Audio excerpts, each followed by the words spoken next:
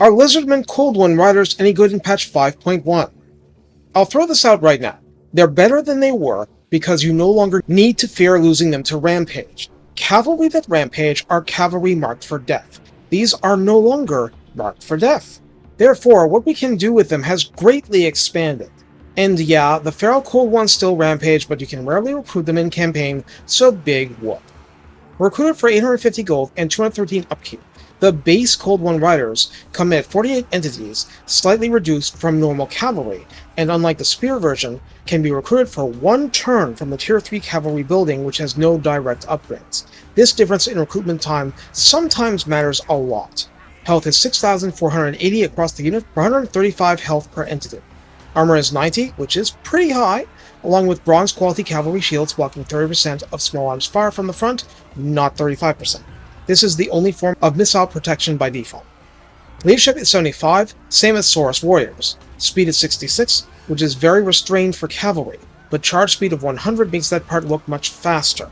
Melee attack begins at 31, with an attack interval of 4.4, and cavalry in this game often have longer attack interval values, so more downtime between animations. There is no splash damage with this unit. Melee defense begins at 28. This is not a good figure for stay-and-fight cavalry, but it's not surprising. Weapon strength is given as 50, split between 15 base and 35 armor piercing. That is, the weapon strength is slightly inferior to a basic Saurus Warrior entity, but it's tilted heavily toward armor piercing. Charge bonus is 32, and mass is 1500. The unit can hide in forest, causes fear, has predatory fighter and primal instincts, giving an edge when enemies are routing or the unit has low HP. The Spear unit, needing 2 turns to recruit locally, is recruited for 1,000 gold and 250 upkeep, with identical stats until you get to melee attack 26 or 5 inferior. Attack interval slightly faster at 4.2 despite being spears, but they're stabby. Weapon strength 48, split between base 14 and AP 34, with a bonus versus large of 14.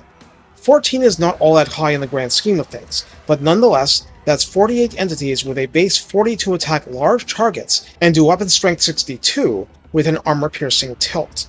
Charge bonus remains 32 and mass remains 1500, so you want to be charging at whatever target you're fighting, either to make up for low melee attack against infantry, or to do more shocking levels of damage to cavalry, chariots, and the least favorable single-entity monsters. In the Redline skills, Swift Rider grants a maximum of plus 10% speed and plus 8% weapon strength. This skill is shared with Pterodon Riders, and therefore missile strength is useless to the Cold One Riders. Soul Bound grants rank 7 Cold One Riders plus 5 melee attack, plus 5 melee defense, and 15% missile resistance. All very, very good boosts, and you really want to get these for your riders. They make a difference. In the tech tree, besides a recruit rank buff, you're getting help from the Beasts line, which is unlocked with the Beast Building Chain.